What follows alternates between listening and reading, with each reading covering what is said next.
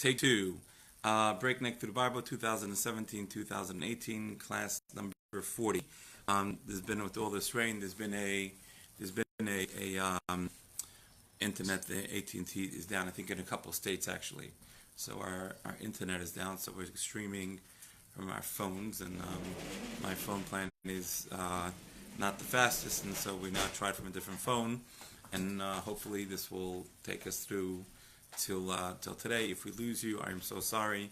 There'll be an audio copy that we're audioing it as well. So if you want, you could kind of just ask me for that, and I'll give you the audio. Okay, so it happens to be a perfect. Again, just a quick announcement. This coming Wednesday at noon, we're starting a 25-hour quadruple match. Whatever donations you give to data, right, will be quadrupled. So if you give $1, data gets $4. If you give 100,000, data gets 4,000. If you give 10,000, data gets 40,000. And Ron even kindly suggested he's going to give $1 million. We get $4 million. So, Lech, thank you, Duron. Thank you so much. And so lots of witnesses all over the web, and it's going over. Wow, hope your wife doesn't beat you when you get home tonight. And so anyway, so we are so that's going to happen this Wednesday. So please stay tuned. Okay, so we are actually class number 40. We are finally hitting Parshas Lech Lecha. The good news is that the week Torah portion this week is Parshas Lech Lecha.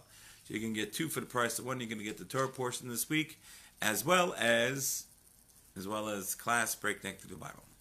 So excellent. So last week we ended off at the end of Parshas Noach. Right, it begins talking about the end of chapter 11. It introduces us to Noach. Right, we said that Noach to Abraham. Abraham and Noach overlapped. That actually Noach was 852 when Noach was born. When Adam was born. When Abraham was born. Okay, he was 850 when Abraham was born. Right, and he dies when Abraham was born in the year 1948. And Abraham and Noach dies in the year 2006 when Abraham is 58 years old. Okay, so they overlap, and do you think there's any significance between the year 1948 then and 1948 now? Right. So that's what somebody asked me that question, and I pointed out to them that 1948 is a Christian calendar. Right. So if you're Christian, that's a good thing, and if you're Jewish, it's irrelevant. Right. So it's an interesting coincidence. Right, it's an interesting coincidence, but that's what it is. So Abraham discovered God when he was 3, maybe 48 or 52. Okay, we'll see what happens. So anyway, so that's the birth of Abraham. Abraham goes ahead, and Abraham has 2 other brothers, right? Abraham and has Nachar and Haran, right? Right. Abraham has 2 brothers, right? Nachar and Haran, right? And we talked about how Abraham, when he was 3 years old, recognized that he was a god, and then later on, right, when he was age either 48 or 52 is when he was able to really take action on it. But one of the things that he did when he was still a youngster was one day his father was an idol salesman, and one day his father went out of the shop and said, "Abraham, keep an eye on the shop." And what happens is this woman brings in a bowl of fruit for the gods, and so Abraham says, "Great," and she leaves the bowl of food, and Abraham takes a big sledgehammer and smashes all the idols, and puts the hammer into the hands of the biggest idol. His father comes back and says, "What happened?"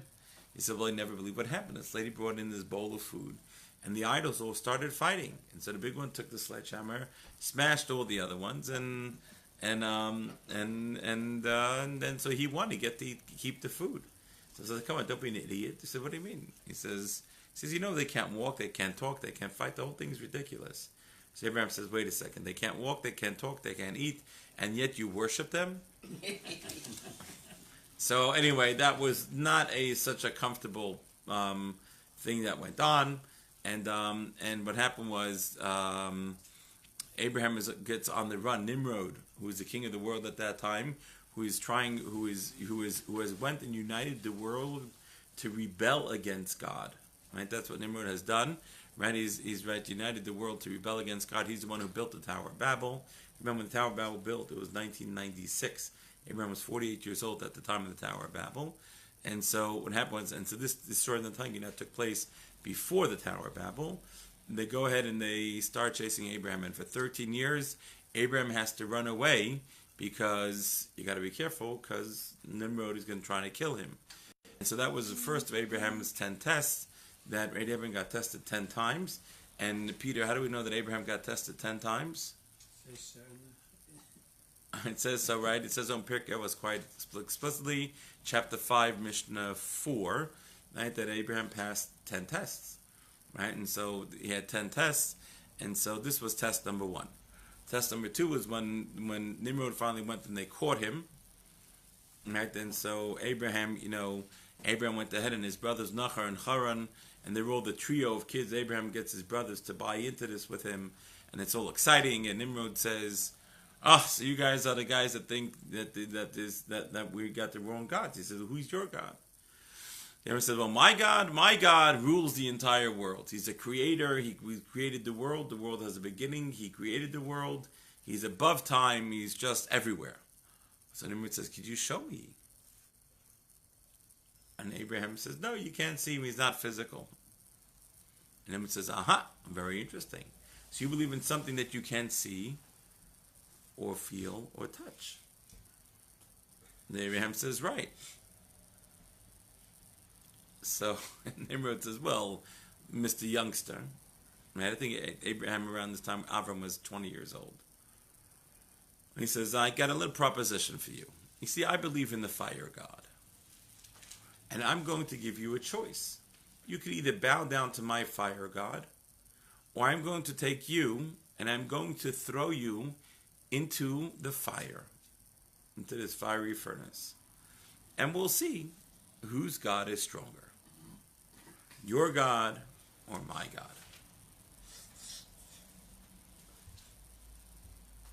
Abraham says, okay. He says, Abraham says, it's not going to prove anything because my God doesn't need to save me. Maybe I'm not deserving of being saved. And so therefore, I'll die. And so Nimrod says, okay, that's good talking, Abraham. Smooth talk. Smooth the tongue there. So do you want to bow down or do you want to be thrown into the fire? And what about you, Nachar and Haran? What about you guys?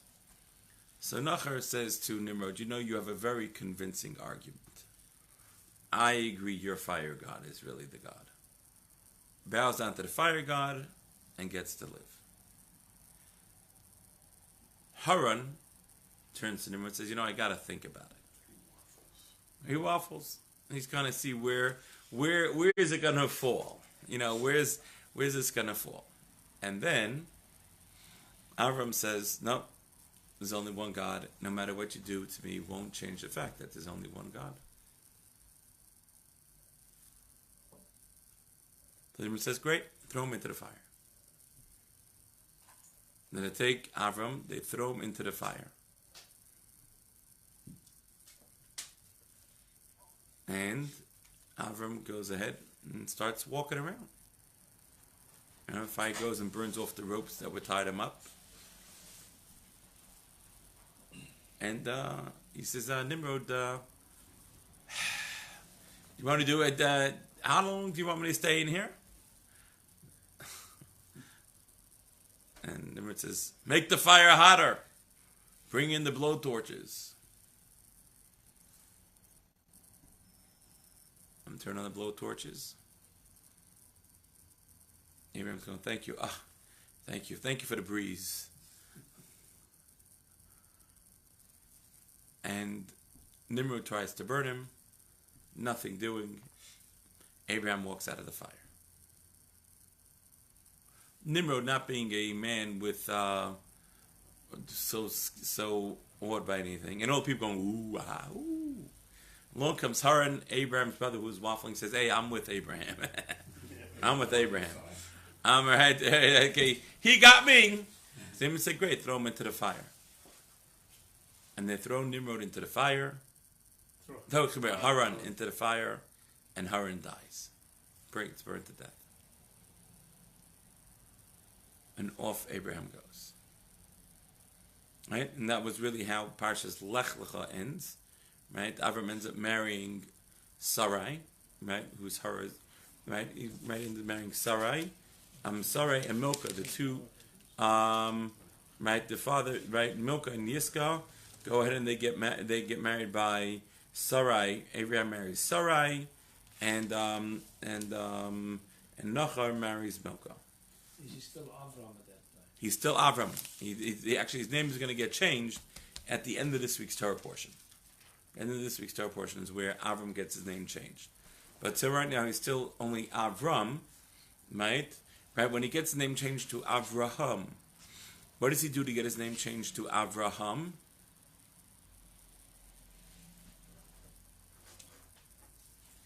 Circumcision? Oh, to increase his children, offspring, the hay and the. It's by the circumcision. Yeah. But why does he get his name changed? He gets the circumcision, and then Hashem adds a hay to his name. Very good. And why does he get his name? Why does he get the hay added onto his name? What's the concept behind going from Avram to Avraham? Hashem spoke to him. Hashem spoke to him before. Hashem already spoke to him now. Reading Parshas Lecha. Isn't that because his wife was not fertile, and he wanted the hay was stands for like breath or life or something? I thought it was about offspring though, to increase his offspring. Can I ask you a question? What? But let's ask you a question. Did Avram have children before he had this, before the circumcision? Yes. Yeah. So you see, Avram wasn't the problem. Because I remember it says that I will make you a father of all nations. Oh, very good. So what does that mean? That his children are going to go off. That Avraham, he gets the hay added to his name. When Abraham has children before he met Sarai? Before, no. Oh, okay. He marries Sarai. There are I two thought she opinions. said- Either he marries Sarai when she's 25 or 50. Mm-hmm. Okay? And then, when Sarai is 76 years old. Okay? Sarai was after living 10 years in the land of Israel. Right? So, Sarai says to Abram, maybe it's not supposed to be actually with me, maybe it's supposed to be with my well, in vitro fertilization in the old days, which was giving your servant, your maid servant instead of you. Right? And maybe that's how I'm supposed to have the child. Right? You father child through her. Which, by the way, in countries that are not as wealthy as America, that's a standard operating procedure. Right? You go to right, third world countries, right? That's what they do. Right? You can't have a child, right? You give your maidservant instead, right? That she should have a child, and that child really becomes yours. Right? That's how that takes place. And that's what Avram does. Right? That's what Sarai does. She gives her maidservant Hagar, and Avram has a child with her. Right? And then Avram's 86 at that point in time. 13 years later, Avram gets circumcised. Right? When he's 99. Right? And Sarah's 89. Right? And then that's the place where and then goes to 99. That's when he goes ahead, and that's when he becomes circumcised, and then he goes ahead, and then Sarai becomes pregnant. And he gets his name changed from Avram to Avraham, because then he becomes the father of all nations. Right? That's the point in time when now he's not Av of Aram or whatever, right, the father of that area, but he becomes now the father of all nations. Right? He's really the head of the monotheistic religion. I thought Adam was the father of all nations. That's very interesting. Adam was, Noach was, but Avraham gets his name changed to Avraham. Why? What covenant? with God. Good. Good? Which covenant?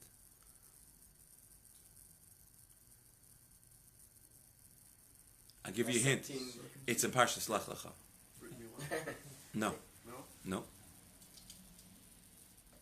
Covenant of the parts. Very good. What? The covenant of the parts. What does that mean? And in chapter, we'll see, in chapter 15, God makes a covenant, Abraham makes a covenant with God. And that is called the Bris Bein HaBesarim, the covenant of the parts, which actually took place, by the way, before Parshas Lecha. Because Parshas Lecha picks up where Abraham is 75 years old. The covenant of the parts happened when Abraham is 70. Right? So that it just gets recorded afterwards. But he already has a covenant of the parts. So did Hashem talk to Abraham face to face, or he talked to his back? No. Behind his head? The only person who God spoke to face was Moses. Face to face, like me and you. Or face to face, right? As close as and as clear as you can get was Moses.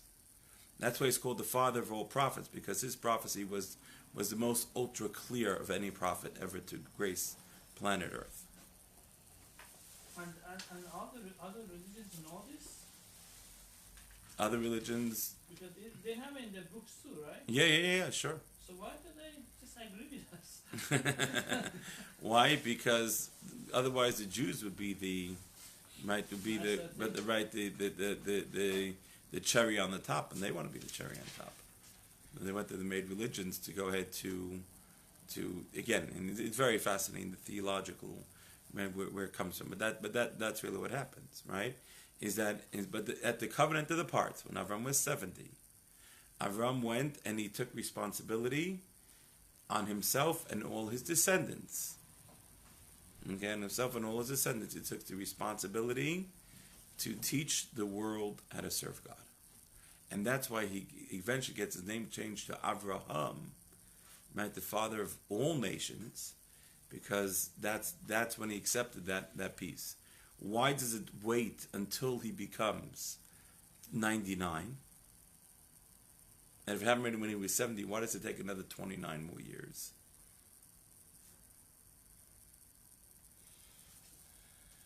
Abraham was still proving himself. He was still being tested at that point. Well, his last test is when he's 137. And continued to be tested. Nice try, Kenny. Your wife's not here and you're still wrong. But you see, why 29 more years what? Only because when Abraham's 99 is when he gets circumcised. Right. Right? But So why? when it happened ready when he was 70, he accepted responsibility, right, and took responsibility on the whole world. Mm-hmm. So why doesn't he at 70, why doesn't he get his name changed from Avram to Avraham? At that point, he didn't have. I think he was in the process to. He didn't have That's interesting. an heir to establish. So very interesting. Okay. He didn't have an heir to establish. The nations of Israel. Okay, and so therefore he was only him, it wasn't his kids. Okay. Good. I like that. But okay, this is something more, but I think that might be a piece of it. I think Hashem told him that I promise that I will take you to Israel. I'll give Israel. But he promised to give him Israel when he was 75. Right? That's Lech Lecha. Right? That's how our Torah portion starts off. Is that God says, "Go and I'm going to give you the land."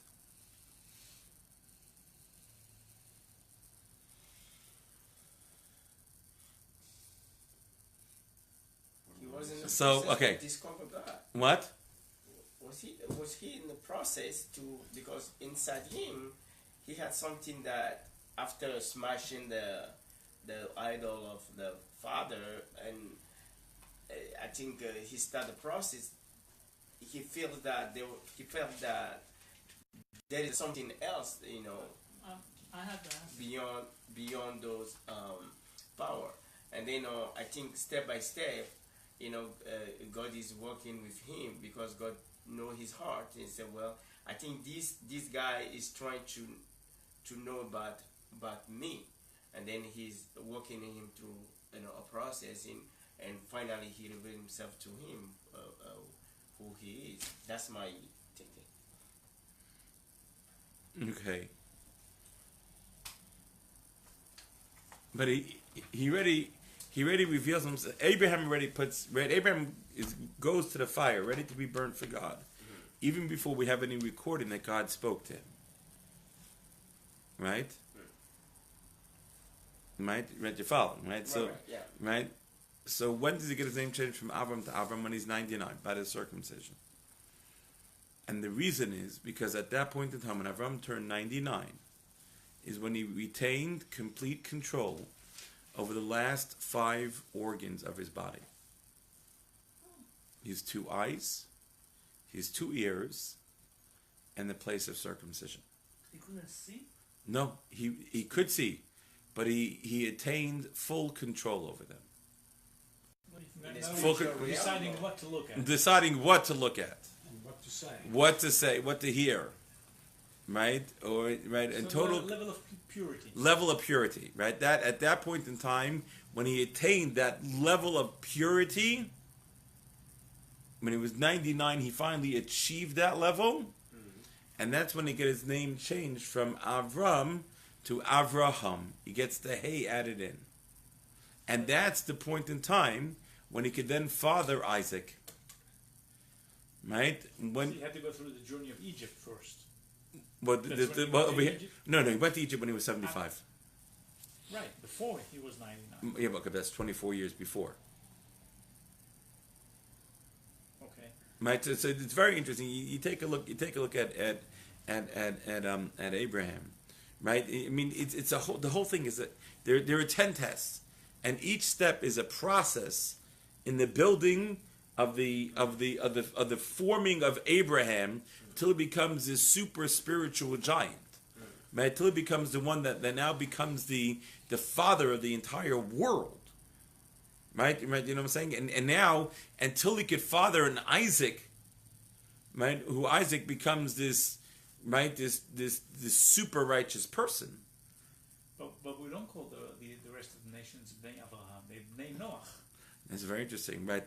Right. We're the only ones Bnei Avraham. Right. So we're Bnei Avraham because because Avram, because of what took place at the covenant of the parts, when Avram goes ahead and he accepts upon himself and his descendants the responsibility to teach the world about God.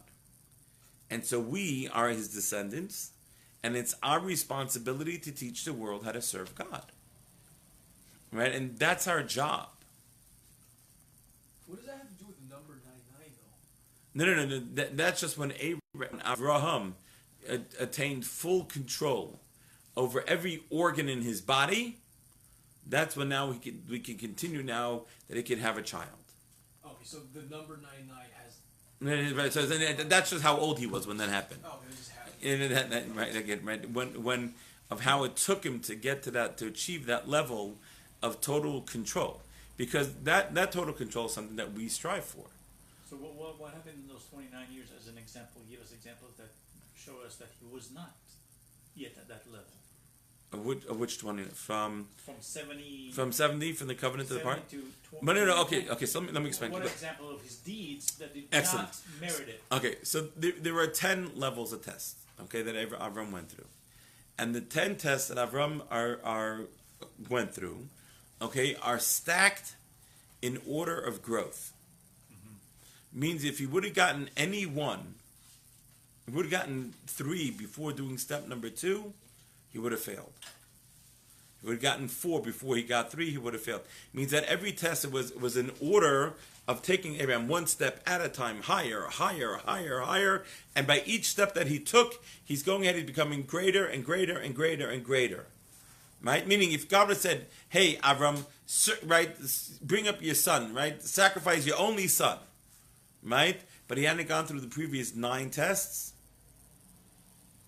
right, he would not have been able to do. He would have said to God, I'm sorry, I can't do it. Right, and that's really what takes place. Okay, so those, from which test on, when did it take place? when after he Oh, was okay, no, okay, 17 years old, right. With the 70 years old. which test Right, did we get at? right, exactly. Good. So there's a lot of, everyone agrees that Avram went through 10 tests. Okay, Avram went through 10 tests. There are different commentaries. What exactly was the order of the 10 tests? Right. So and actually, if you take a look in your stone from turn to page 100. Okay, turn to page 100. Right, page 100. If you look in the footnote in the bottom of your stone from on page 100.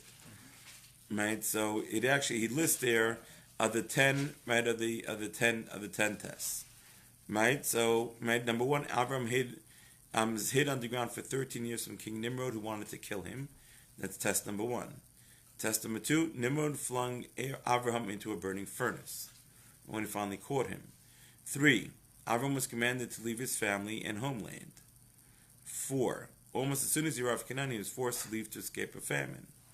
5, Sarah was kidnapped by Pharaoh's officials. 6, the kings captured Lot, and Avram was forced to go to war to rescue him. 7, God told Avram that his offspring would suffer in the 4 monarchies. 8, at an advanced age, when he was committed to circumcise himself and his sons. So that's number 8. So that's where he reaches age 99. That was when he was 99. He was commanded to drive away Yishmael and Hagar. That was when he was 102. And he was commanded to sacrifice Isaac. Avram was 137.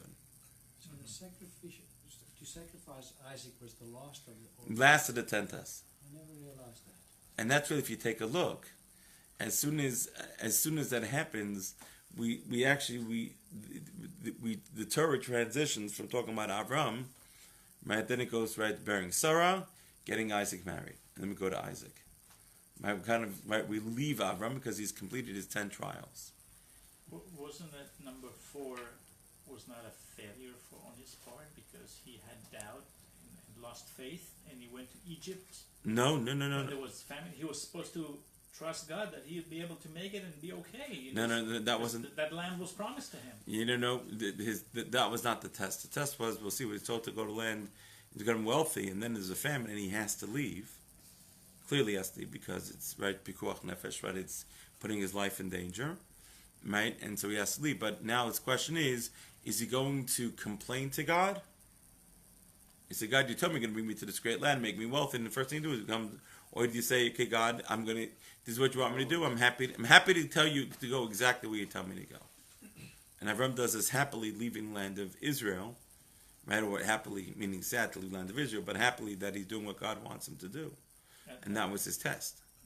Because I thought I read somewhere that actually that was a sign of weakness that he, because he was supposed to have enough faith that he could make it in the land if you of would Israel, stop, not have to get up and leave because he's... If you would stop reading the Ramban, these things would be much simpler in class. Is that what it was? Nachmanides, what you're saying is Nachmanides taking it. Okay. And he substitutes a different test for that test. They did say that the last test that Abraham supposedly failed because he was supposed to say, no, I should not. No. Who says that? There was just one version, interpretation. You're reading the wrong books. No. MyJewishLearning.com? What? It was, I think it was MyJewishLearning.com. No. Really? I'm disappointed. I'm not sure. I can't say. Okay. It was one of those. Yeah, okay, yes. So whatever website says, don't read that website anymore. I forgot which one it was. So I'll keep that in mind. Okay, yeah, keep that in mind. That's not you should know, by the way, just parenthetically. Every Rosh Hashanah, we blow the shofar, and what do we ask God to do? To remember the ashes of Isaac. Right? That's right. Right? Now let me ask you a question. If it was a bad thing, why are we asking God to remember a bad thing on Rosh Hashanah? To see how far we came. Right? The answer is because that's a merit that stands with us every generation. And every year we ask God to please remember that merit.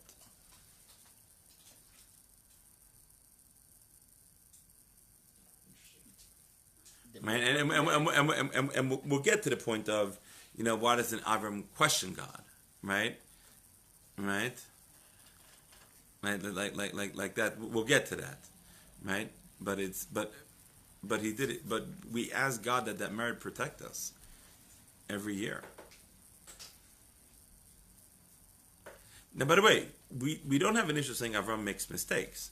Right? We were studying today, and I pointed out a few of them that he made. Right? But don't. This is one of the 10 tests. This is a pinnacle moment in Judaism. Yeah. The 10. During the Adam and Hava, they were having children, I think, every 1 hour. In the garden? In the garden. Okay. In the garden, they had 2 sets of children. Okay, and they were kicked out. Yes. During the Noah's time, they were still producing children, right? Yep. Noah's age was very, very high. Yeah. And then during the Abraham time, Yeah. as you said, by the time he was 90 years old, he got full control of his function. 99. 99. Yeah. Now, at this point, Full spiritual control. spiritual control. Right. At this time, is he a full man? Is he a full grown man? Yeah. Is he a young man? Old man? No. He's Does old. he have a white beard? No, so very interesting. Okay. Okay. Let's talk about age for a moment. People started aging.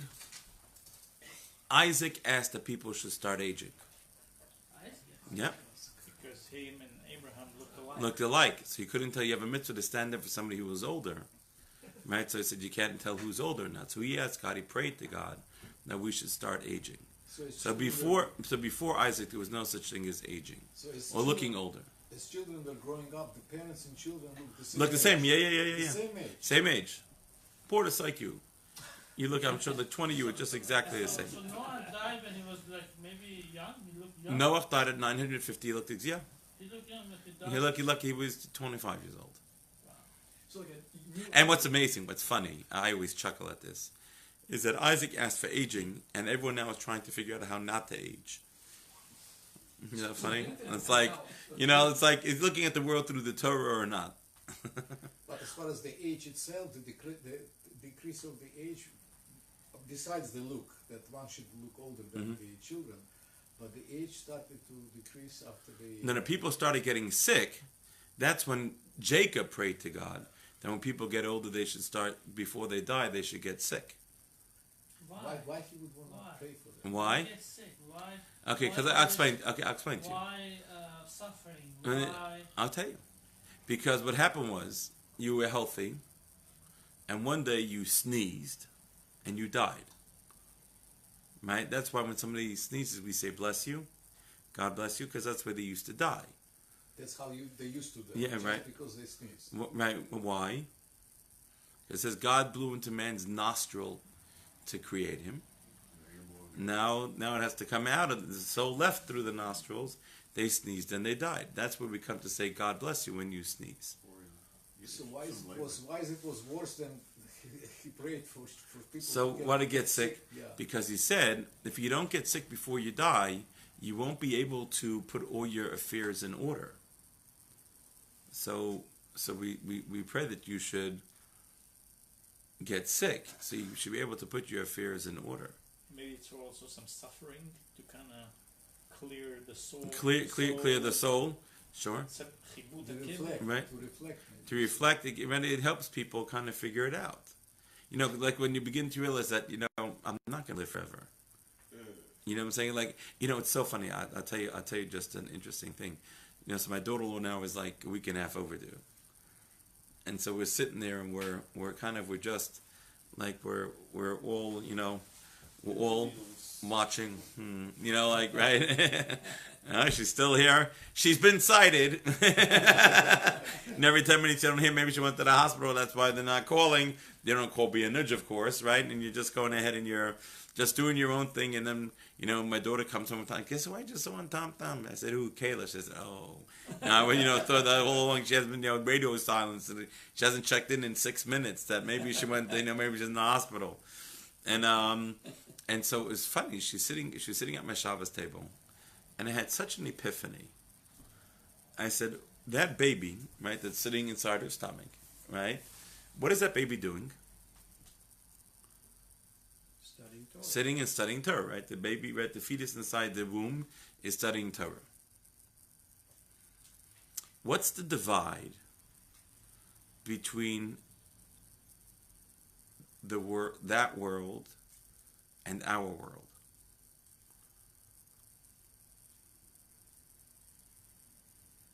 It's a quarter of an inch of uterus. Right. There's some fancy thing. No. This is just. I'm a very simple man. I'm not. I look at I got a very. I really thought that was a trick question. Right. 3.5 inches of soft tissue. 3.5. She's not 3.5 inches. She's not. Her whole body is 3.5 inches thick. Okay. Right. Okay. So she's maybe 2 inches. Okay. Right. 3 inches. 3.5 inches of soft tissue divide between that world and this world, right? And all of a sudden the escape hatch is going to open up, out pops the baby, and the baby transitions from that world to this world. And he's sitting at my Shabbos table on one side of the divide, and the next morning, and just in 5 minutes, in 10 minutes, it's going to go ahead and it's just going to flip over to the other side of the divide. Right, it's so amazing, right? You sit there, right? You sit there and think, and then when somebody dies, right? Then the gulf seems further, right? Because they die, they leave the body in this world, and the soul moves on to the next world, right? But the divide is so clear and near to each other. Yeah. At what point this baby knows that there is a God? The baby, which baby? Whichever baby. You mean before it's born or after it's born? After it's born. After it's born? Yeah, at what point... Well, the problem is when the baby gets born into this world, the angel touches it right here.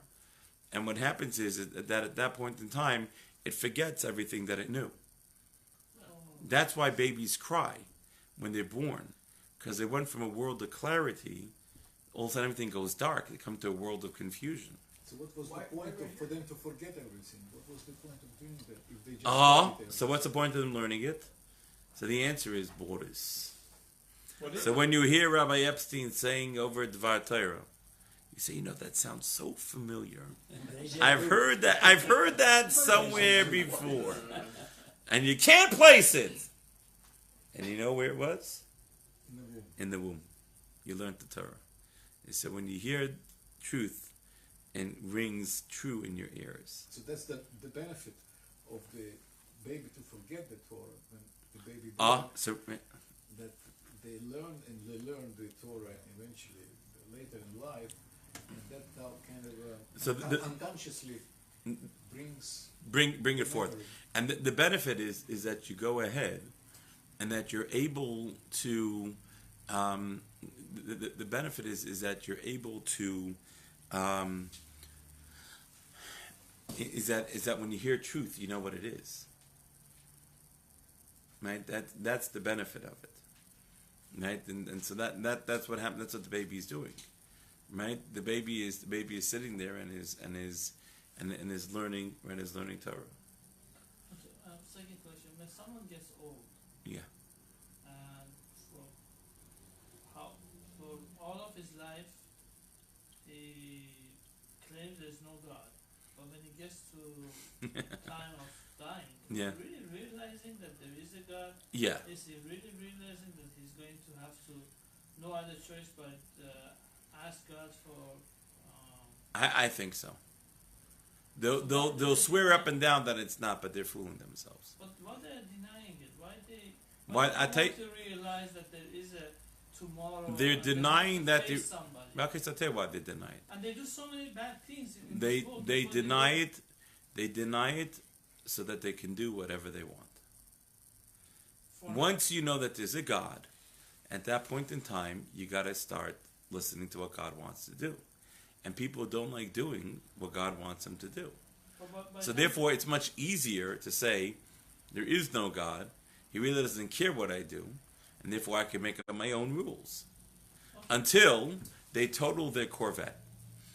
And then... And the first thing they say is, "Oh my God!" Right, right, and what happens is, and then at that point in time, then they figure out that they need to, that they made a big mistake.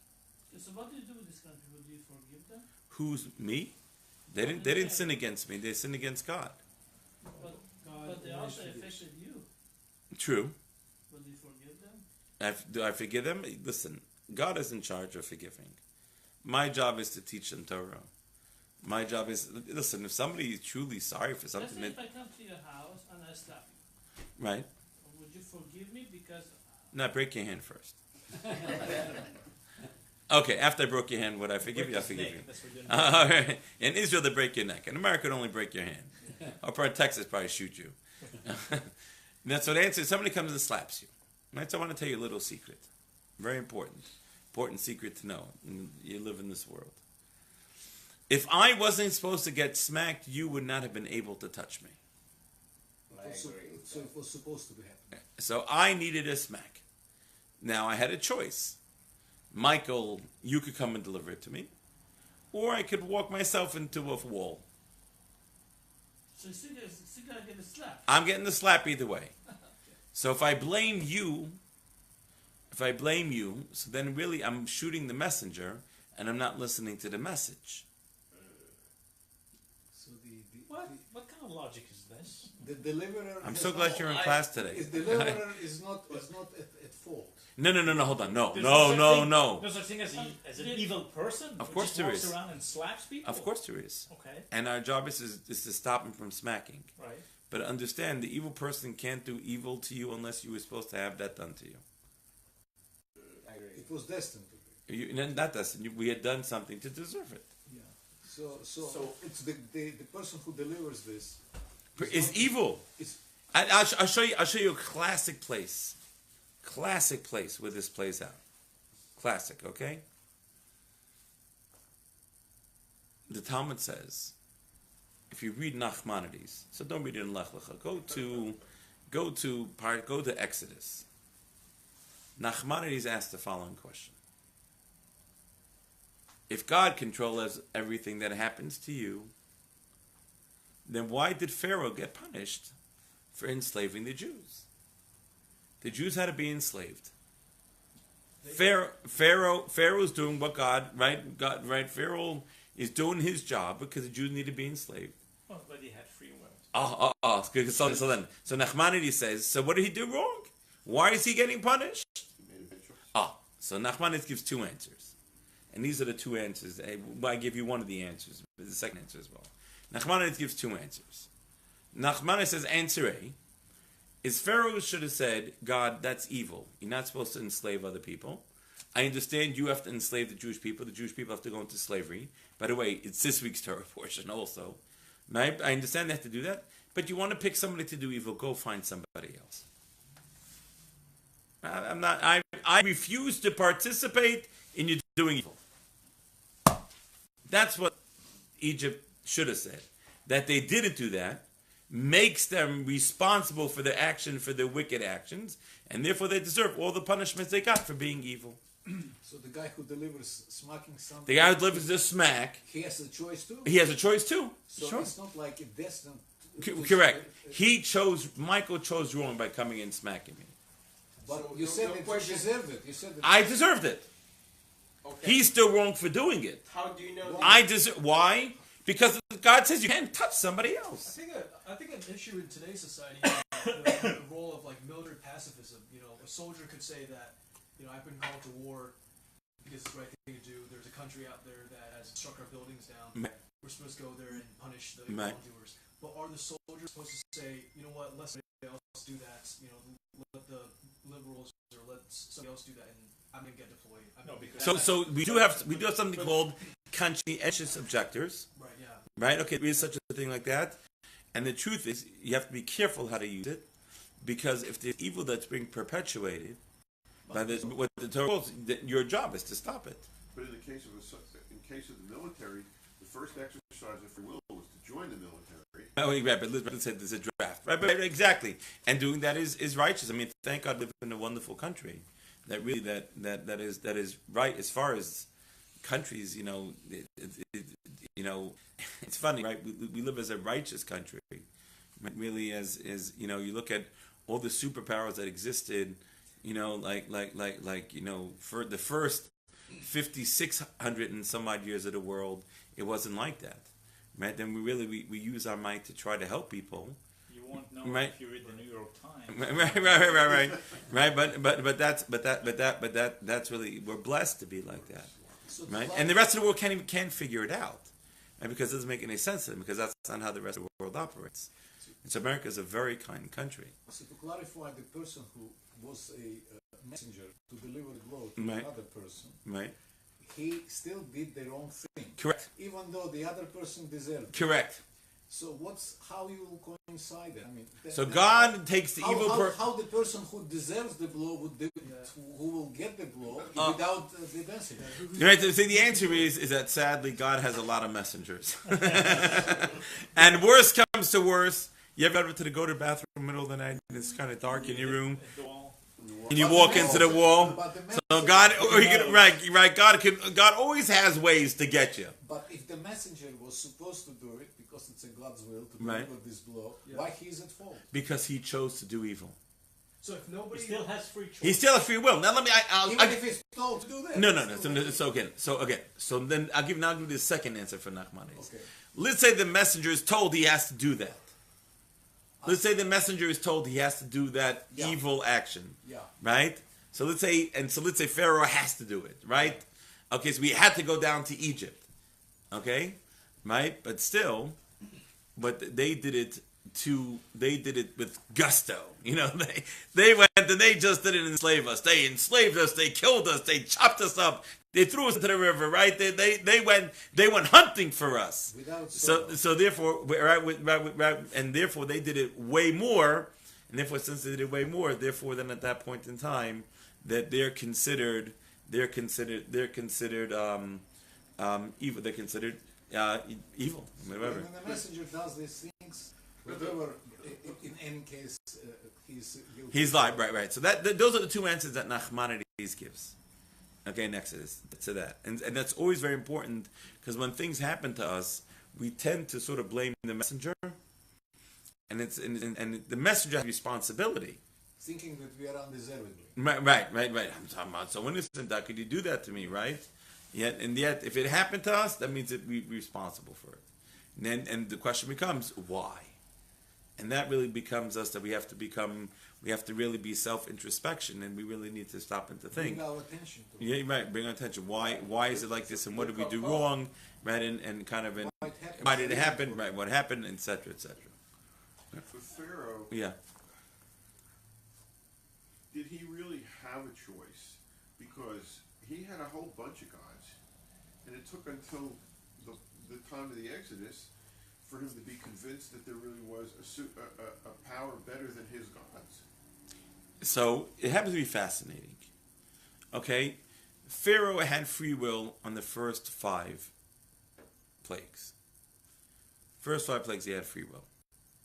But I'm even thinking going back further, when it came time to say, okay, well, the Israelites are in Egypt, they have to be enslaved. So did he have the choice really to say, it's a bad thing, I'm not going to do that, because he didn't finish it. Okay, good. Yeah.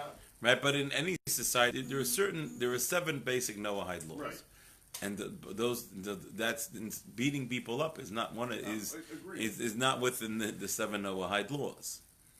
Right, and so therefore what he was doing was wrong.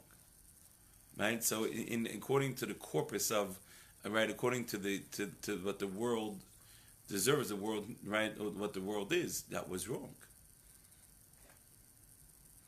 Right, like that's really what that belongs to. Except that his gods thought it was right. Okay, good. And so it's very fast. I'm going to tell you something fascinating about idolatry. Listen to me carefully. It's a very interesting insight the Talmud has on idolatry. Idolatry is really man giving himself permission to do whatever he wants. Because idolatry is man making up the rules. Disconnecting from God. Disconnecting from God. Like what they tried to do with Babel. With Right. That's exactly what idolatry. It's no responsibility to anyone. right. My God said so. It's not me. It's my God. Well, that matches up with the concept of the commandments having, the first commandment and the fifth commandment matching up in the second and the sixth. The first and sixth, I mean. First and sixth. Yeah. Every commandment between man and God also has a place between man and man, right? And so it's actually quite fascinating, right? That idolatry was created in order To absolve themselves. of responsibility. No restrictions, no rules. The way that the Talmud says it in such a beautiful expression. It says the whole reason people have idolatry is to give them sexual promiscuity. Say it again. The whole reason they had idolatry was to permit sexual promiscuity. Because how does that work? Because the greatest driver, the greatest inclination we have is a sexual drive. Right. Okay, and so therefore it goes ahead, and so therefore when we have idolatry, we could do whatever we want and just say our God said to do it. But in the ancient times, they actually had gods that said, "Thou shalt have." That's what they said. You have to sacrifice a virgin every year, and who gets right? You have to sacrifice it to the high priest, right? The high priest gets to have sex with her before they kill her, right? Whatever it is, right? Like all this type of stuff. Simple prostitution. Right, whatever it is, like all this stuff. But it's all to permit our own desires, and to sort of project it onto an idol, saying that's permitting us to do it. To basically make all free will legitimate. There we go. Right, and right to do whatever we want, and say that that's okay. Okay. And I mean, it's an incredible insight the Talmud says, right? Because at the end of the day, that's really what it is. We make our own rules. We get to decide what we want to do, what we don't want to do. Okay, Rabbi. So you were stuck as animals instead of higher beings. Right. And we can't get beyond our physical self. That's exactly what happens. Right? We go ahead. We just become. Right? We become driven by our desires. And there's millions of billions of people like this. Correct. And it's never going to stop. And probably How come, when the Messiah comes, it'll how stop. come they all have a good life and then God doesn't punish them? So I'm going to listen to me carefully, very carefully. Big word you used. Good. Yeah, good life. What You is know what? good? No. It's very simple. I'm going to explain to you very simple. God is the most just. And there's nobody who is really just pure evil. Even the wickedest person that we could think of has done some good deed in their life. That's just the way it is. Right? Some good deed. Even Esau, right? The epitome of wickedness, right, in the Torah. Right? But he was known to be, he served, right? He respected his parents, right? Give it up. Right? He respected his parents. Right? There was something that he did right. Right? So now God has to reward that good part that he does, the good deeds that he does. In some totality, he was rotten, disgusting, terrible. But now God has a dilemma. He has some good. So they reward him in this Ah! world. So where does God reward him? Right here. In this world. He has one good, 100,000 bad. Okay, good. So he'll get rewarded in this world. For one good. Yeah, of course. You do one good thing, and you know how powerful one good thing is? But you have a million goods and you don't have a Ferrari. Who, me? Right? Because why would I trade 1 second of the world to come for a Ferrari? Is that worth it? Maybe I not. want to tell you a He story. was rewarded in this Second world, but he Ferrari. didn't get his share in the world to come. That's No, yeah, sure. He lost it. So you're saying you got some residual income from The Talmud said there was once a great sage, and his wife is struggling to her money, and his wife finally said, "You have to stop learning. I need money. You know, we need whatever. We got to have food. Like it can't go on like this." So the great sage goes out to the field and prays to God, and says, "God, please send me down the diamond leg off my table in the world to come. So I could give it to my wife, and I could go and I can study Torah." God says, "No problem." Sends down a diamond leg. Worth, right? Fabulous fortune. He comes home, he gives it to wife and says, "Okay, now I'm going to go back and learn. We're taking care for the rest of our life."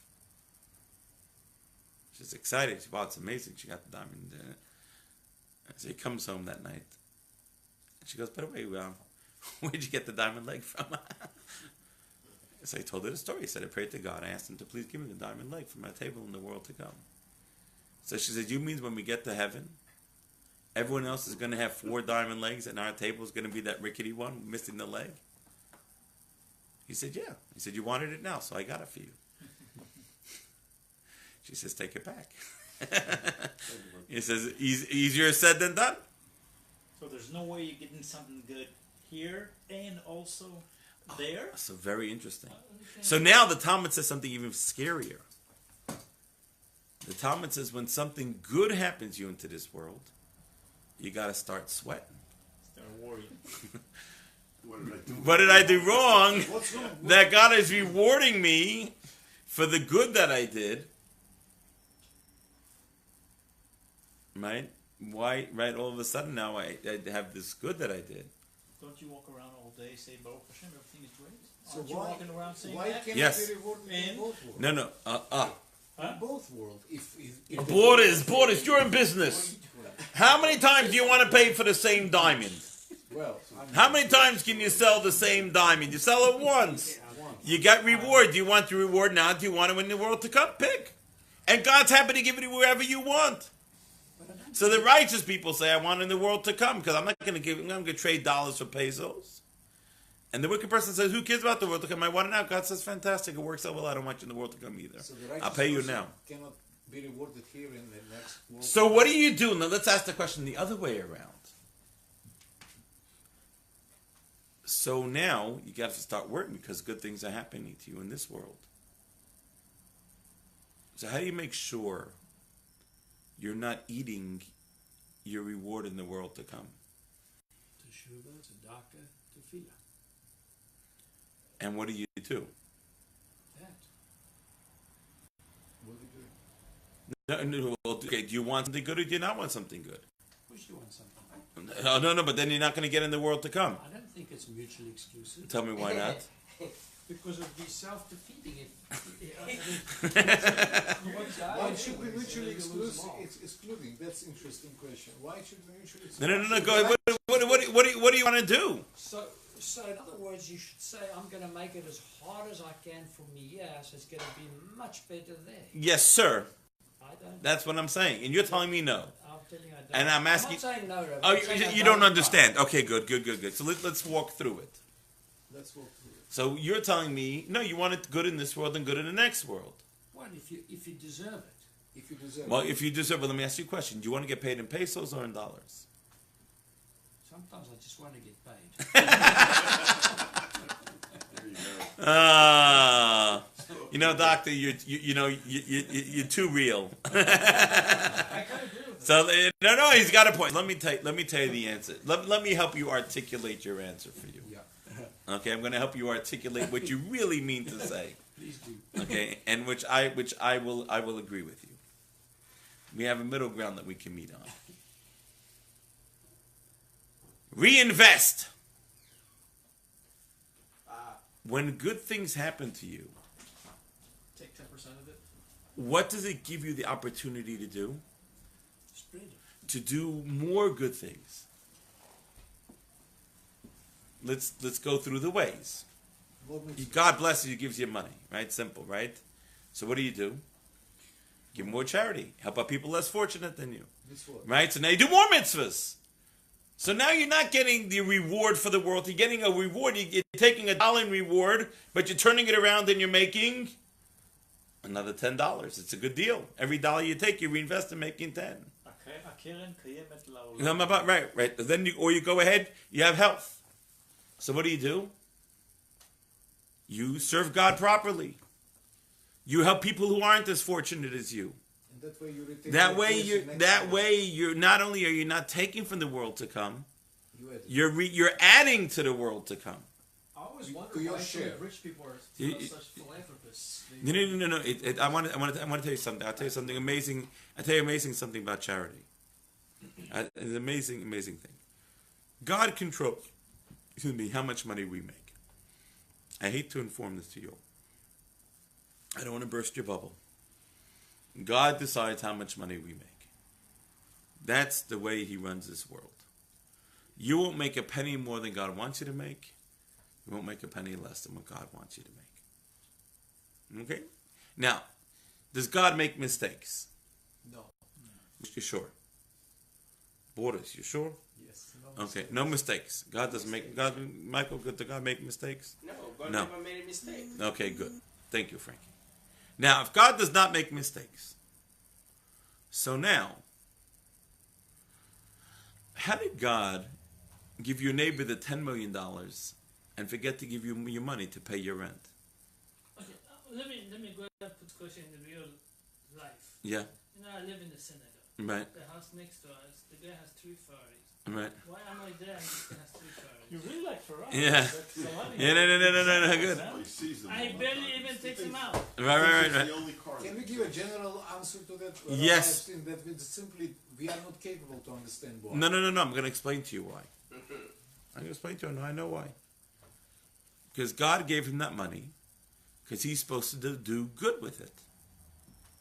And the problem is, Not everybody does. that's a problem. But the problem is, but somebody who is poor, if there's no poor people, the rich man it would be terrible for him to have any money.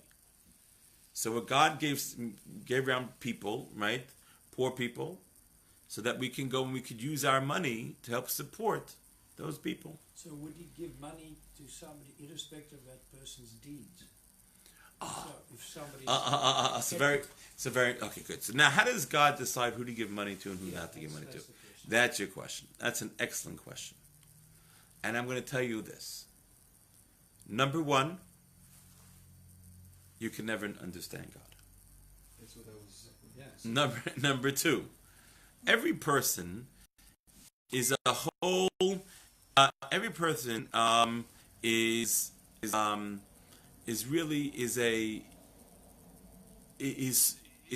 a makeup of certain desires, certain needs, certain wants, certain intelligence, certain looks. And we have all these different things that we have, right? And each person, each one of us sitting in this room has our own journey and our own mission that we need to go through. Are these missions divinely ordained? Of course. Not only divinely ordained, I'll give you a little secret.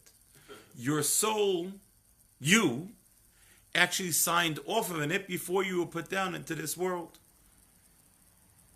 Okay, before you were put down into this world, God came and God took out a book, came to you with a thick binder, or probably an iPad. And he said, okay, scroll through this and just sign off, initial every page. And anything you don't like, come to cross it out, we'll give you something else. But read it carefully. Because at the end of 120, you're going to come upstairs to heaven. I don't want you to complain, to say, why did you give me this? You signed off on this. Okay, so I signed to be in Dallas. Yes. Why? Because that's what your soul needs. You need to figure out what you need to get out of Dallas. And then you can move on to your next test. Abraham was on the same. God already knows. Abraham was, of course God knows. Question, do you know? Right? Abraham had 10 tests. Each test was a stepping stone to the next piece. Right? Was the next step in the ladder. Was the next place I need to go to. But in the end of the day, we just don't know. As you mentioned, Rabbi Epstein, we are not capable to understand God's ways. That's why we don't know. We cannot explain why the righteous suffer and the wicked. Right, so we can't understand God's ways. But one thing, what do we know? Let's start off with the things we know. Yeah. God is in charge. He controls everything. He does everything for our benefit. He loves us more than we'll ever know. He gives us exactly what we need. He doesn't give us everything we want. Right? We all agree to this? All very right. These are all very basic things. So now, Just one question. Yeah. Is this equal for man and woman? absolutely, Of course.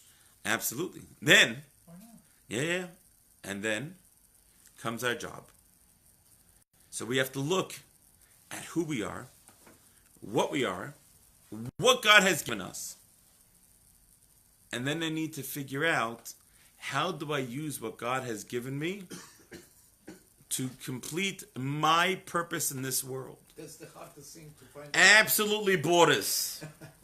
So what do you need to figure that out? To figure that out. You need a good rabbi. Oh, Why? it will help. Because your rabbi is your spiritual guide. Right. That's why everyone needs a Rebbe. Not all the rabbis. Yeah, you got to be careful, Frankie, who you related to. You remember that. Be careful which rabbis you get, okay? The rabbi, he said, are you sure that God has the power to do that? And I said, when you get ordained, what happened there? He said, well, you're not required to believe in God before you get ordained. He said, that's another rabbi then. No. So that's so you understand. So there's lots of things we do know. And so we need to start with those givens. And then we need to go ahead and we need to go as we go through this world. Right, and as we go and we kind of figure out what's going on. So if it's preordained and pre-divine for everybody to share what they get in this world, what lot they get. So I'm going to explain to you something very simple. Is the free will based into play into that as far as nobody forbids anybody to improve themselves? No. It's like this. What happens to you? God already decided. Already decided. Sure. You rarely make any real decisions in your life. You rarely do. So I'll, so it's sealed on Yom Kippur. yeah. So why pray? Oh. The rest of the year. Very good. Done. Or can you turn? Well, no. Well, why you see you're making? Why are you praying? Oh, It's pray important. to You praying because you want things, or you're praying to create a relationship with God? in relationship to God. Good. So, Part of it is wanting things. well, wanting things get us to pray. When we're not praying enough, God stokes up the wanting things, so we'll pray even harder. Okay, so praying things, right? Praying things is praying is a closeness to God. So of course we always want to pray, and it's not we can't remember. But it won't change anything. It won't change God's mind, Correct. but it will change you. And if it changes you, then there are different things that you need. So you get exactly what you need If you change yourself. if you change yourself. You got it. I'll give you an example. If you polish yourself, does God need to send somebody to whack you to polish you? No. No. Right? So what should you do? Polish yourself. Because otherwise someone will come and whack you. Because you're going to get polished. Why are you going to get polished? But the polishing comes with learning. Sure. Absolutely. What happened with a growing up teenager who is a wonderful boy or a girl, and they suffered, let's say, the same bullying in the school? You know, they are so good, they are Right. so wonderful kids. Right. You know, and they get all this Right, very horrible, sure. Right. Right. treatment from Right. other kids. Right. So they are not at the age, they have not done anything. Why they get punished with this bullying? So remember rule number 1, who's in charge? Yes. God's in charge. Rule number 2, we don't always understand God. We can have even more extreme examples, like little kids in the Holocaust. Yeah, Little getting babies in the Holocaust. right, getting Yeah. killed. They didn't. They, right, They wanna go extreme. right. And so what's the answer? The answer is a very simple answer. Is that soul, Kid's soul. that kid's soul, right, came around, right, it was created before, right, and what happened was that God went ahead and God sent it down to this world for a year. It needed to come down to this world for a year, and then it completed its mission. So they were suffering because the soul. The soul needed what it got. Means Cleanse it for don't. And I'll tell you something, not for a second. Not for a second did it suffer more than it was supposed to. And that's only something that God controls. It's way beyond our comprehension. But God runs this world, not us. And when we understand that, and we understand that at the end of the day, it's all about us. Right? And God had created the world for us, and only for kindness. Right? The world God only created was out of kindness. Right? Right? That's the only reason the world is created. To do kindness. So anytime there's something that's not kindness, it has to be a terrible thing that went on in order for that to happen. Now, we think we're so kind because you don't think God is kinder than us? And if it hurts us, you do not think that it hurts God even more? And yet, God does it because it needs to be done. The soul needs to be done. Right? We're on a journey here. Yes? From the beginning, to the Israel people should be a good example for me when I read the Torah. You remember always on the Israelites, and they fought short and they rebelled, and finally God said, well, send them a prophet, say, I will do this, I will destroy them so they may know that I am the Lord. Always they may know that I am the Lord. Right. So I came with the conclusion that, no, whatever we say, whatever we did, no matter what, God still rules. And then he just wanted, and if we know his way is by grace, it's not by any effort. And so we should, in everything, God always, acting, no matter how austere, how grim the situation is, and how stern the situation is. God Hashem always acting in love with us. That's what I came up with. So that's what Rabbi Epstein said. Whatever is done for our own sake. For our own benefit. For our benefit. So.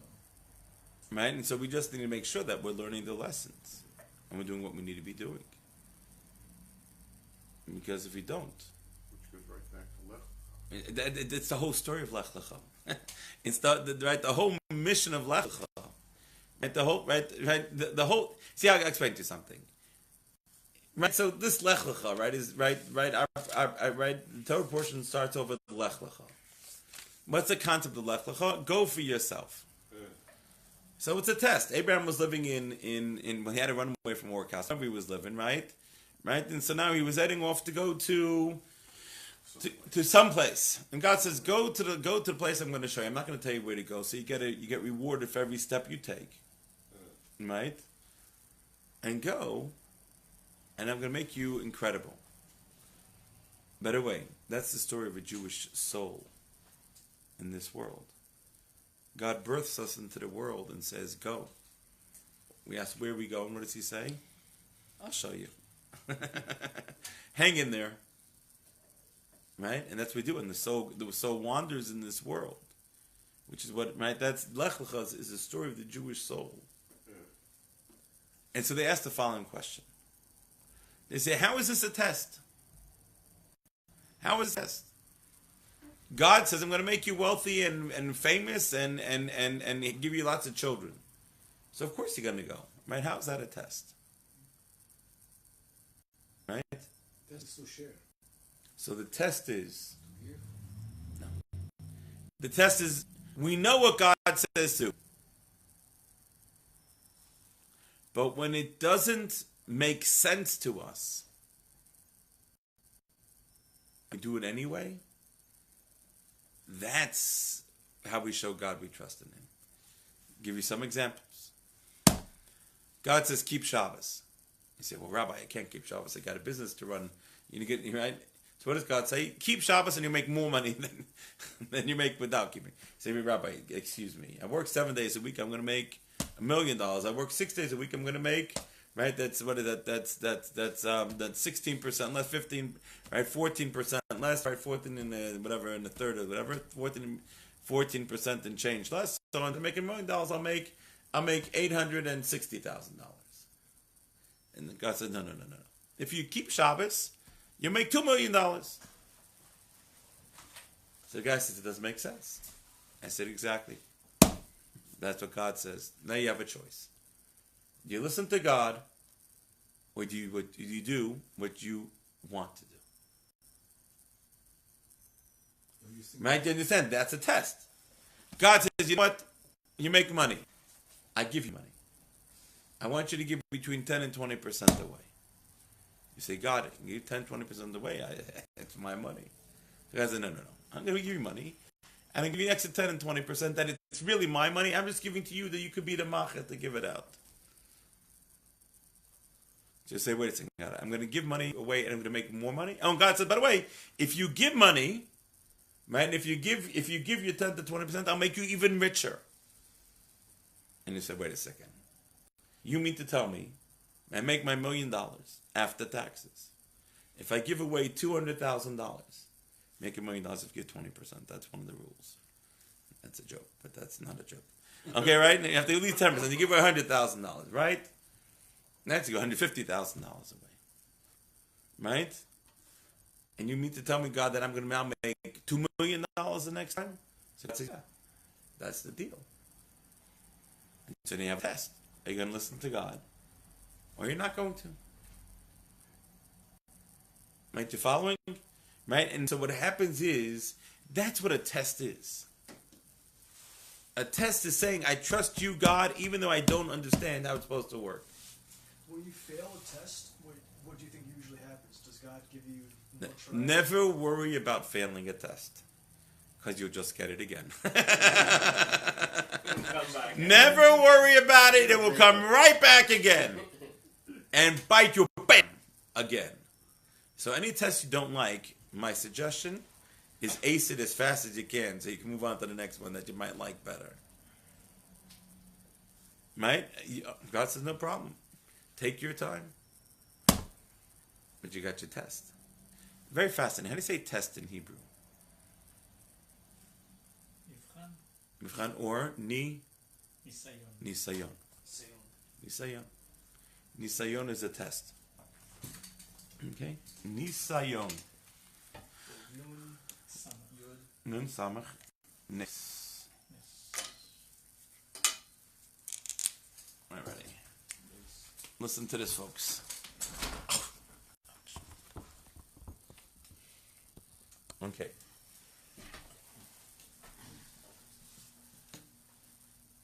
Ni sa yon. Root is nice.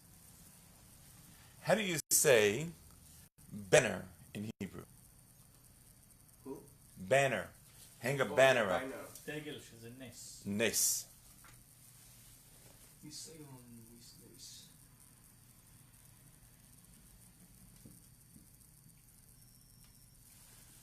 How do you say miracle in Hebrew?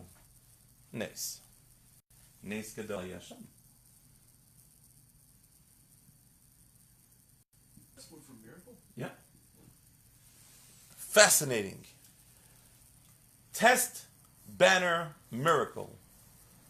All have the same word in Hebrew.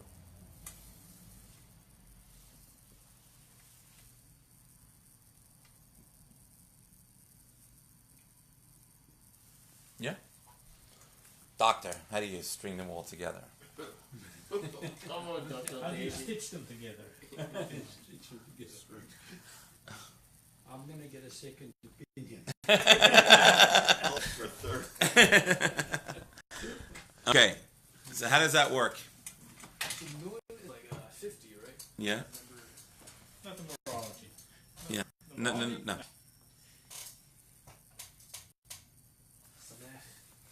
Let me explain to you. I think I remember. Transitivity. Okay, think- go ahead. Yeah, go ahead. If It has to do with something where you do something that you did not the timing of it, when it came and it surprised you and you didn't expect it and you still have to do it, that's a ness. That's you doing it against Okay. the nature of Okay, it's good. the God Okay, nature. that defines a miracle. White banner. that's a transitivity. You have a banner that says I won, and it's a miracle. So the answer is like this. What does a banner do? An announcement. It announces that, right? It announces you put a banner for a store, announces a store. Put a banner on data, it tells you data is here, right? Is that the same banner? Give out that message. creates war? Yeah. Right, BANNER, right? It's the same, right, rally banner. Then you have a miracle. right? Which is really what? Miracle is God waiting, saying, hi, it's me. I'm here. Also telling you it's here. So What is a test? A test is saying, I see you, God. Even though to me it makes no sense. Right? That's what a nisayon is. Right? It's going ahead and it's saying, I God. Right? And that's why a banner, a miracle, a test, they're all the same concept, which is that God, you run this world. Right? And when we understand that that's what it means, we understand that this is all where it's driven from. Right? Right? That's what it means to go to, that God tested Abraham. Right? God says to Abraham, go, I'm going to make you wealthy. I'm going to make you famous. I'm going to give you children. Normally people who travel, they don't have wealth. They don't have family. They don't have children. The refugees. The refugee, right? It's not, right? It's poor. And God said, no, I'm going to make you wealthy. So what does that do at that point in time? That shows that I'm trusting in God. Right? That shows, right, that truly that God is in charge. Right? When God is in charge, that's what it's all about. So when it says Nes Iyon, we don't know what Nes means, but what about Iyon? Is that like a grammatical thing that they added? That's a different word. Oh, that's a whole different Iyun, yeah, Iyun is a different word. What is it? Iyun, Yeah. it's to delve into something. Delve Ayin, into something. yeah, to look. It comes from ayin. Ayin, gotcha. Right, and that's that's really where it comes from. Oh, to see the test. To see the miracle. Right, is right. That's what God says to Abraham. And each time it doesn't make sense to me. You know, how does this? And yet you say, no. This is what you're supposed to do. Man, at that point in time, that makes a miracle. That makes a test. But it doesn't seem to make sense, and we do it anyway. Right? That's our job. Right? To go and to do these things and to move forward. And Abraham has 10 tests. Right? And each time, taking a step and a step. Man, it doesn't make sense. And what does Abraham say? This is what God wants. This is what I'm doing. Right? This is where I need to go. This is what I need to do. And I'm ready to march forward. And each time I go ahead and I'm ready to take that step and to move forward and to march forward and to do it. Right? That's what it's all about. And we learn from Abraham that the Jewish journey that we go on in this world is a series of steps.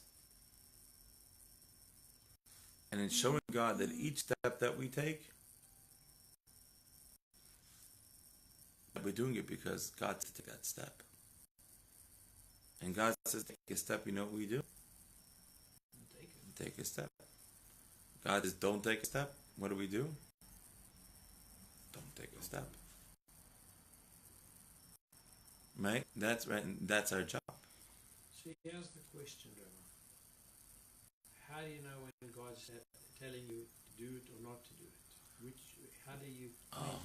For Abraham it seems to be because it's easier. You know what? Moses was much easier. And I'm going to tell you an answer. It's kind of funny, but not so funny.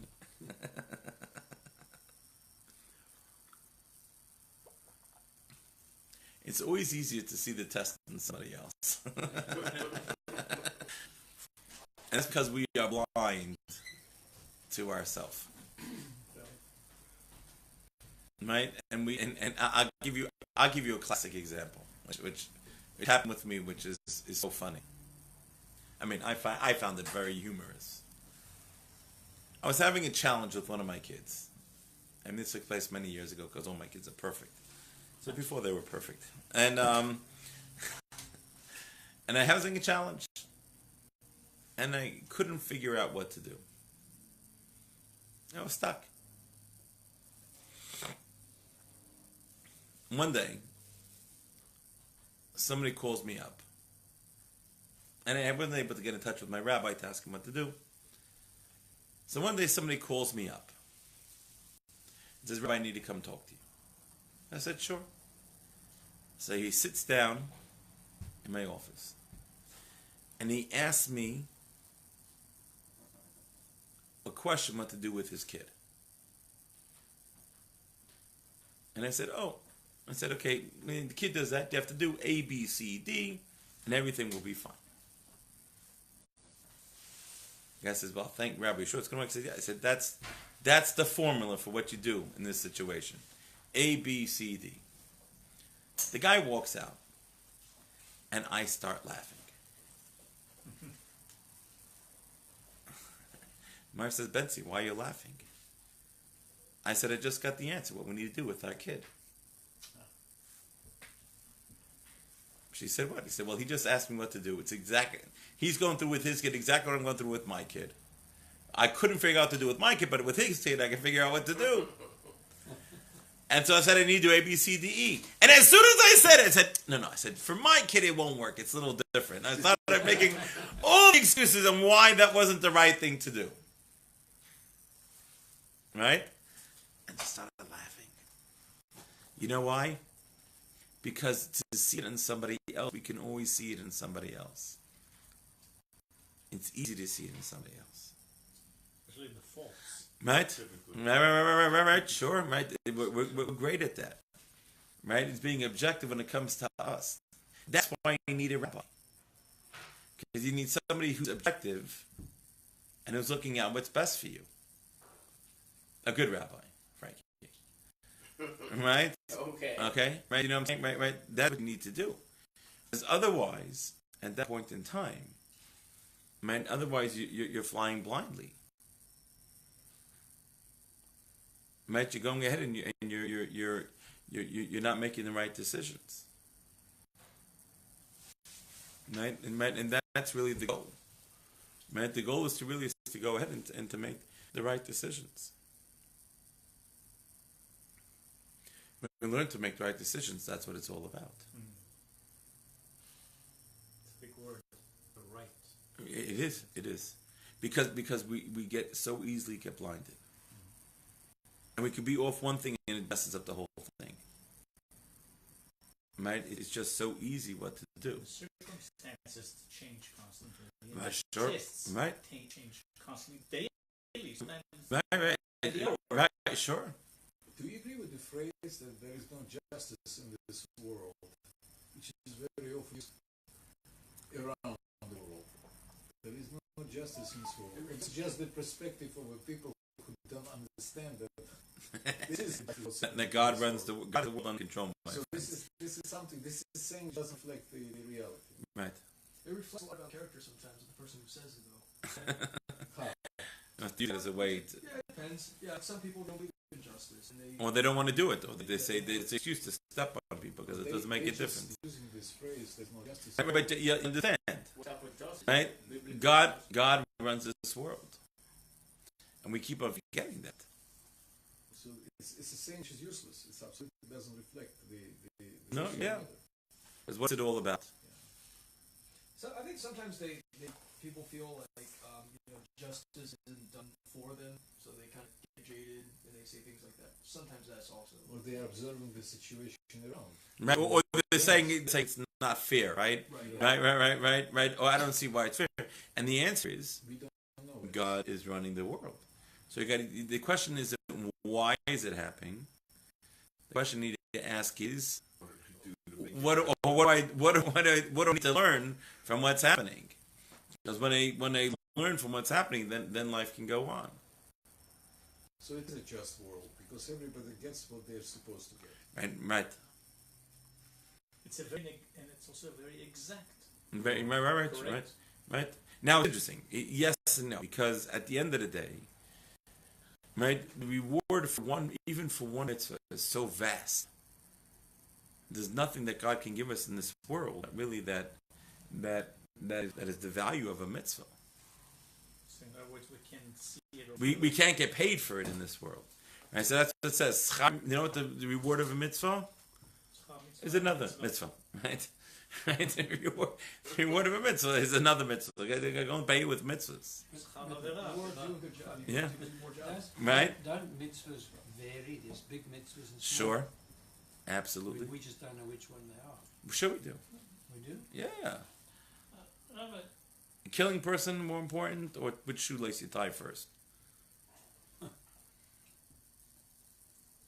Right, this week's Torah portion, by the way, is a mitzvah, right? Right, you put in your right shoe, then you put in your left shoe, you tie your left shoe, then you tie your right shoe. It's in the Parsha? It's in the parsha. Killing somebody? Yeah, because when Abraham, What's the line? imichut va'atzrochnal, Why is when Abraham captured Lot and got him back with the 5 kings, right? And the 5 kings said, "Give me the people and keep the wealth." And Abraham says, "From a string to a shoelace, I want nothing of yours." And we learn from that. And that's the source. order of So we got a mitzvah to do with string, which is tzitzis. We got the mitzvah tzitzis. And for shruchna, from the shoelace, we got the mitzvah how we tie a shoe and then tie a tefillin. So to recap, we can say that one must be very careful if he gets rewards in this world, as you mentioned before, very generous rewards, in order not to lose his share in the world. In the world to come. He must do with it. Reinvest. Reinvest and all the goods he gets in this world to do good with it. Right. Otherwise he loses the Sure. share in the world to come. Right. Yeah. Mechut, chut ha'se'ara? No. He went mechut from a string. It's Sochnal. So how's a shoelace? Oh, so I thought it's from the very top. Oh. Chut ha'se'ara Interesting. until... Okay, could be. place. Could be. But that's what we said, chut got the mitzvah of tzitzis. Right? That's what Abraham said. So what's worse? Killing somebody or not to kill somebody, or which? Killing or murdering? Murdering. Murdering. Is it what's worse? To murder somebody or to tie shoelace the wrong way? I would think murdering. I would also think so. What is worse? What is worse? Murdering. I think murdering. Murdering. Okay, so that's Depends right. on- Right? So we do know what they are. By the way, if you want to know, it's actually interesting. One easy way to tell the order of commandments, which ones are easier or right now, which ones are more, is take a look at the punishment that comes with them.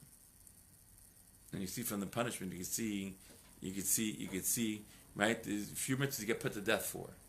Certain mitzvahs you get your soul cut off from, right? And so you might, so a few mitzvahs you get lashes for, right? So you go down the list, see which ones are worse than others. You pick which one you Yeah, pick which one. So we do know which ones. Yeah. But the Mishnah does say, right? The Mishnah paragraph that people don't understand, because the Mishnah says, "Havizar b'mitzvah kala chamura." You have to be careful with an easy mitzvah, as well right, as a hard one, a strong one, because you don't know the matan scharan, right? You don't know the reward of them. Now the mitzvah is an internal contradiction, because the mitzvah calls light mitzvahs and hard mitzvahs. So if the mitzvah calls light mitzvahs and hard mitzvahs, what does that mean? That we see there are hard mitzvahs and light mitzvahs. And then we know that there are differences in commandments. Right? So how can it say you don't know the reward? We do know the reward. The ones for the harder mitzvahs are more. So let me explain. And so I always understood the Mishnah this way. I never put too much thought into that. But that was, somebody then asked me this question and it blew up my whole Mishnah because it's a good point. And then he explained to me what it really means. Mishnah says you have to be careful with all commandments. You know why you have to be careful with all commandments? Because you don't know the matan secharan. You know the sechar. You know the reward. You don't know the matan secharan. What does matan secharan mean? No. Okay, no. It's that's also no. So the matan secharan. Side effect. This is very good. It's the side effects, the ripple effects of the reward. So, for example, they tell the story. The guy, there was a guy who was a nerd, and then there was like the cool guy, and at the graduation, And the cool guy was getting the award, and he says, "I want to tell you all that the only reason I'm here is because of that nerd." And he said that way, but he said that person. He said, "Wow, what happened?" He says, "Well, a few years ago I was very depressed, and I was walking home from school ready to kill myself. And that kid stopped and smiled at me and asked how my day was going. And he lifted my spirits and he said, somebody does care about me, I'm not going to kill myself." One little thing, right? Smiling at somebody, right? This seems a simple mitzvah, a light one, and yet that smile saved this guy's life.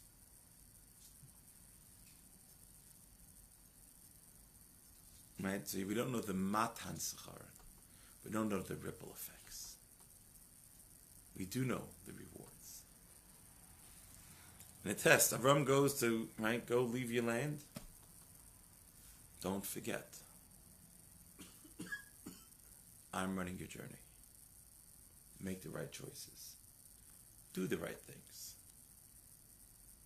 And that way then, bingo, you made it all. And that's the story of the Jews. God sends us down here, our souls down here. You got a world to go, you got a job to go, right? Go do it, right? And I'm with you on the journey. Every step of the way. But a lot of everybody is predestined. Not predestined.